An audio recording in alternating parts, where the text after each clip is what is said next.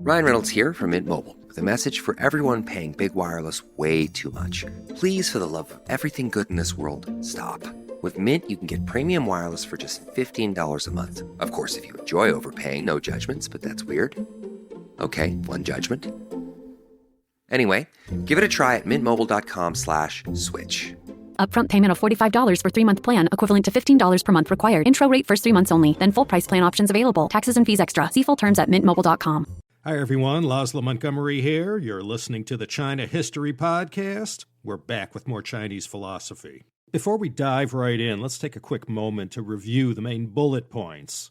We've sort of been jumping all over the place for the sake of trying not to mix things up too badly, but now that we've mixed things up sufficiently enough, it's time to sort it all out and move forward. We're exiting the Han Dynasty, 3rd century CE. Both Confucianism and Taoism have both matured. People in the 3rd century CE, are they ever more sophisticated and wise to the ways of the world compared to their ancestors in the previous dynasty? By the time of the 200s, Rome had already peaked. The Silk Road was, by now, close to 400 years old, and after all these centuries of crisscrossing back and forth between East and West and North and South, plenty of new ideas, science, culture, and whatnot had been spread far and wide and had been picked over and studied in all the main centers of learning along the Seidenstrasse. So to your average scholar in the mid-3rd century CE, those philosophers from the Eastern Zhou, that was a completely different age. And the Zhou era understanding of the way of the world compared to such modern times as the 3rd century, it seemed like the Dark Ages. Philosophy was a way more sophisticated product now with all kinds of standard and upgraded options not available in Mengzi's time. The history of Chinese philosophy timeline usually started with the fall of the Shang and the establishment of the Zhou. We saw how sage kings, from Yao to the early Western Zhou kings, all primed the pump for Chinese civilization. But society had degraded, and in this axial age, as Karl Jaspers put it, humankind started to ponder in a serious, scientific, and organized manner the great questions of the day and how to make their world a better place.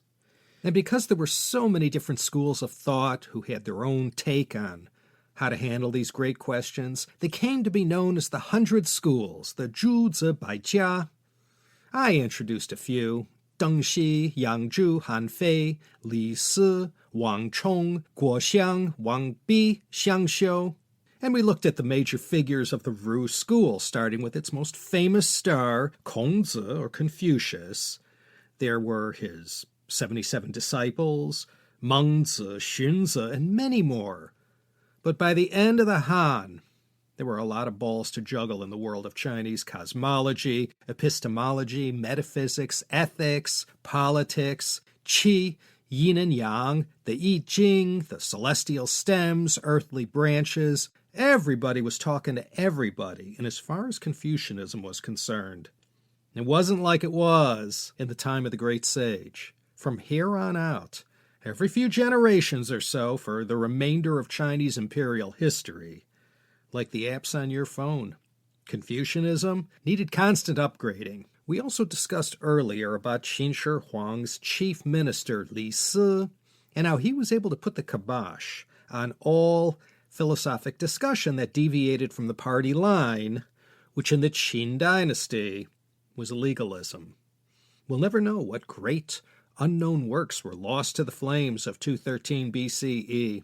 Everyone had to keep their head down for a while, but once the Qin self-destructed and the Han Dynasty set itself up in Chang'an, philosophy came back with a vengeance.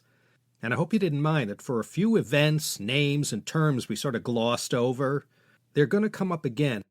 So I'm hoping with all the jumping around I had to do, some of these blank spaces can be filled out a little. Keep that infographic close by. So let's get to the conclusion of the Han Dynasty. As I mentioned, once the Han comes crashing down, China will remain mostly disunited all the way clear through to the Sui in 589. Yeah, the Western Jin pulled everything together for a brief while, but for the most part, it was a rough 3.5 centuries for China. But not for Buddhism. Oh, baby, this was their time. Buddhism had already made landfall in China during the Han Dynasty, during the time of Han Mingdi, son of Liu Xiu, the Guangwu emperor. And the Buddhist faith spread like an LA wildfire during this chaotic, disunited period after the fall of the Han. This was the time of the 6 dynasties, or Liu Chao period, that covered from the end of the 3 kingdoms in 280 to the start of the Sui in 589. Just as the war and chaos of the Eastern Zhou did for stoking the fires that gave rise to the 100 schools, so were the trying times of the 6 dynasties for Buddhism. There's nothing like hardship, hopelessness, and suffering to drive the masses of people in droves into the hopeful and calming arms of the Buddha. And not just the peasant folk, the swells too.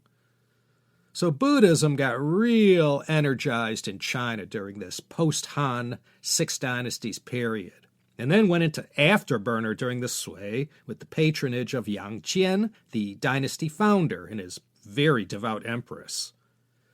Nothing like political patronage at the highest possible level to help your cause, no matter spiritual or temporal. And it's in the Sui dynasty, only 2 emperors long, the Buddhists in Chang'an, the capital, got to test their wings and get a first taste of power close to the royal center. As I said, the Confucianists, Taoists, and Buddhists would spend the next couple thousand years always trying to muscle in on each other's turf inside these halls of power. This was serious stuff. It was during the Sui that Buddhism began to yield Chinese homegrown sects, the Tiantai most notably, that took the basic religion and philosophy from India and Nepal, foreign lands, and remolded it into something that fit Chinese sensibilities and spiritual needs more comfortably and naturally.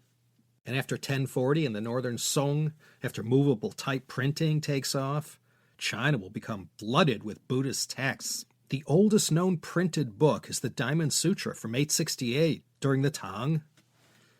Following the Sui, in the Tang, Taoism enjoyed a nice golden age. There was a long period when Empress Wu Zetian ruled, 690 to 705, and she was the best thing that had ever happened to Buddhism up until her time. Empress Wu was one of Buddhism's greatest royal patrons, and throughout Chinese imperial history, there were many. Under her royal patronage, Chan Buddhism, another Chinese-flavored version of the religion, rose to great prominence. It was a pretty logical and easy stretch to put Buddhism and Taoism side by side and find enough commonalities. In fact, in order to draw in new converts, Buddhist monks would often infuse their teachings with little bits and pieces of Taoism so that the newly faithful could get it, so that they could better grasp what Buddhism was all about. With Buddhism's meteoric rise and Taoist beliefs becoming second nature to the people, Confucianism found itself under the gun as far as trying to keep up with the competition. The mass popularity of the Tiantai sect and now Chan Buddhism were really giving Taoism a run for its money. Many of the new spiritual and metaphysical ideas presented by these religions had never been considered during Confucius's time. So to keep up with the Joneses and these new beliefs that had been embraced by the populace, Confucianism needed to up its game and maintain relevancy in such modern times. So what to do in such a case? This was a much-discussed issue amongst the Confucian thinkers of the Tang Dynasty, 618 to 907. By then, more than 1,000 years had passed since the age of Confucius, Mengzi, and Xunzi. Leading Confucians took a look around at the popularity of this Taoist and Buddhist philosophy and had to ask themselves, what would Kongzi do? What would Mengzi think?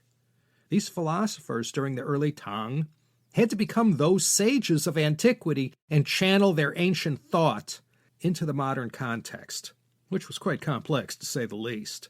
Just as Christianity had St. Thomas Aquinas, who reconciled Christian thought with the intellectual environment of his day in the 13th century, Tang Confucianists sought to write their own Summa Theologica of Confucianism. Let's spend some time in the Tang and Song dynasties and see how Chinese Confucian thought spread its wings even wider and then glided into our present age. Now, you'd think trying to compete with the mass popularity of Taoism and Buddhism was a lost cause, but the Confucianists refused to fold. They might not have had it so good like they did back when Emperor Wu of Han was around, but they still dominated the elite life of aristocrats and in the government bureaucracy. During the Tang Dynasty, they were fortunate to have as their champion the great dynasty co-founder Taizong.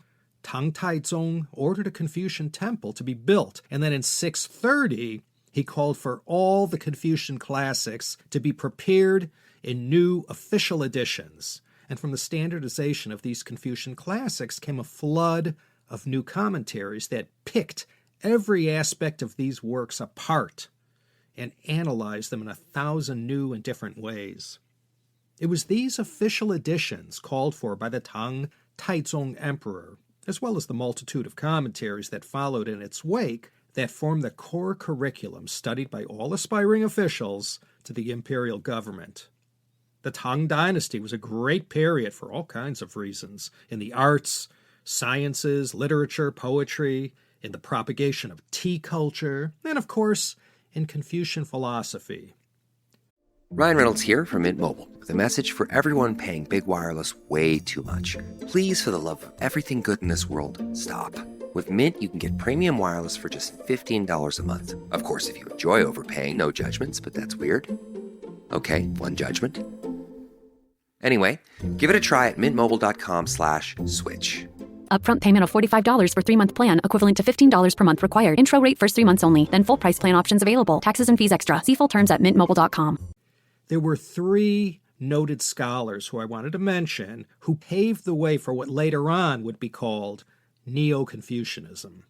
All 3 of these earliest Tang Confucian reformers lived about the same time, late 8th to early 9th century. This was the time of the Tang emperors from Daizong to Wenzong, and these 3 were Han Yu, Li Ao, and Liu Zongyuan. All 3 scholars combined to revive Confucianism in the wake of Buddhism's relentless growth and popularity, especially during Wu Zetian's time in power during the late 7th century. And they will do such a good job that shortly after their passing in the 840s, the very heavily Taoist-influenced Tang Emperor Wuzong will greenlight a government-sanctioned persecution of Buddhism in China. Although not a bloody event as persecutions of religions go, but many Buddhist schools of thought failed to revive. And it wasn't just the Buddhists who felt Emperor Wuzong's imperial backlash. Other religions deemed foreign had to run for cover and lay low until the political winds changed. This and the Anlushan Rebellion that lasted 755 to 763 had quite an impact on the ongoing development of Chinese philosophy. Han Yu is credited with being the one who launched the revival of Confucianism following this cataclysmic Anlushan Rebellion. In the West, this revived version of Ru philosophy was called Neo-Confucianism. Well, they never called it that in China. They had other terms for this thought. The term Neo-Confucianism came from, who else? The Jesuits. French missionary Jean-Joseph Marie Amiot coined the term in a work published in 1777. Han Yu popularized an idea that caught on quite well. He said that Dao was given to Yao, who passed it on to Shun, who passed it on to Yu, who passed it on to King Wen, to King Wu, and then to Zhou Gong, the Duke of Zhou. And it was Zhou Gong, said Han Yu, who passed this wisdom on to Confucius. And this was how Han Yu explained it in the late Tang Dynasty, how the Tao and Confucian philosophy crossed paths, so to speak. The Tao came all the way from the ancients directly to the great sage.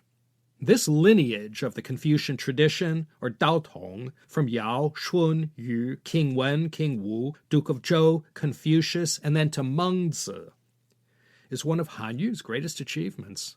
Han Yu claimed, however, that after Mengzi, this lineage ended. And we'll see in a bit how one of the 5 founders of Neo-Confucianism, Cheng Hao, was named as the heir to Mengzi in carrying on this Daotong lineage. Han Yu is considered to be the most important of the Tang Confucian scholars. He was another one of China's great writers and polymaths, as well as an important political figure of his time. All his writings, his essays, are all highly ranked and admired, and the Tang Dynasty really cranked out a lot of amazing talent. A part of his literary efforts were directed at draining the swamp in the capital at Luoyang of Buddhist influence. One of his more famous works is called The Memorial on Bone Relics of the Buddha, the famous Jianying Fogu Biao, where in 819 he really tore into what he described as all this ridiculous Buddhist black magic and the travesty of these holy relics popping up everywhere. Han Yu was a little too critical of the Emperor Xianzong, chastising him in this work for going along with all these Buddhist activities and ceremonies, hoodwinking an essentially ignorant and superstitious populace. Han Yu said, "These Buddhists hurt more than they helped." And of course, their faith and ideology were a foreign import and not a domestic product. For daring to speak out the way he did, Xianzong called for Han Yu's execution. But Han Yu came from a top-drawer family and was very respected and renowned and had friends in high places who got him off the hook. Han Yu instead got demoted and banished to Chaozhou, Guangdong province. So you know he ate well and never was in short supply of fine culture and seafood. He laid low in Chaozhou until Xianzong died in 820. And under the next emperor, Muzong, he was brought back to the capital, but only lived for a few more years. He was the great champion to the Confucianists, bringing back all these values that everyone believed had been corrupted or lost. And Han Yu wasn't terribly fond of the Taoists either, but he let them partially off the hook, saying, well, at least they were a Chinese homegrown philosophy, as misguided as it was. Han Yu, with single-minded purpose, dedicated his life, and even risked his life, for the restoration of Confucianism to its rightful place as the one state ideology, just like the old days of Han Wu Di. In the Tang Dynasty, Han Yu promoted the traditional Confucian idea of the sage as the proper role model for human self-cultivation. And more well-known, perhaps, is that it was Han Yu and his colleagues who reached onto the shelf of all the Chinese classics and commentaries and picked from amongst them only 4 texts that they considered the most important of all: the Zhongyong, Daxue, Lunyu, and Mengzi, the Doctrine of the Mean, the Great Learning, the Analects of Confucius, and the Mengzi. And henceforth, and even into our day, we call this collection the Si Shu, the 4 books. Another revolutionary idea espoused by Han Yu was his claim that it was Mengzi, more than anyone else, who captured the essence of Confucian thought. And Han Yu's colleague, Li Ao, considered himself the true heir to Mengzi. He also believed what Han Yu had taught about the transmission of the Tao from Yao to Confucius as gospel. Li Ao, however, parted ways with his colleague on Buddhism. He didn't reject it as much as Han Yu did. In fact, Li Ao's thought actually contains some Buddhist influence. As far as Han Yu's impact on Chinese culture and literature and the written language in particular, he's one of those characters who we reserve the P word for: profound. He restored Confucianism in the Tang and planted the seeds for Neo-Confucianism that would burst onto the scene during the salad years of the Northern Song Dynasty. And that's what we're going to cover next. Now, before we begin our discussion of the 5 founders of Neo-Confucianism, let me make a few broad-stroke remarks about what it is, essentially. I'm sure many, or even most of you, have heard this term before. Neo-Confucianism, in a soundbite, I guess you could consider it to be a kind of synthesis of Confucianism, Buddhism, and Taoism. Confucian ethics with Taoist and Buddhist metaphysical principles. The Tang Confucian reformers, in order to stay current with the times and the ever-expanding sophistication of humankind, sought to offer a kind of cosmological foundation for Confucian values. They tried to use cosmology to explain their Confucian world. Cosmology, 宇宙学, from the Greek cosmos, meaning world, and logia, the study of the origin of the universe, how it developed, and how it all fits together. And the Tang philosophers, for the first time, began this march to tie together cosmology with the ethics and social principles of Confucianism. Neo-Confucianism was a kind of movement to also reassert Chinese values as well as the superiority of Confucianism. The Neo-Confucianists of the Song called for getting reacquainted with the teachings of the Confucian classics. The call also went out to shed essential Confucianist thought of any and all Taoist or Buddhist corruption and bring back that purposeful humanism, rationalism, and ethics that lie at the core of Confucian philosophy. And most importantly, these Neo-Confucianists wanted to make Confucius relevant to these 11th century times. But as far as the separate fundamental ideas of Taoism and Buddhism, some say the Neo-Confucianists followed them even more than the Taoists and Buddhists themselves. And before we move on to more Chinese philosophy, let's lower the curtain for now. Please think about coming back once more. And until that time, when we meet again, this is Laszlo Montgomery signing off from Santa Monica again, but not for long. Thanks for listening, and I already can't wait to see you again next time for another exciting episode of the China History Podcast.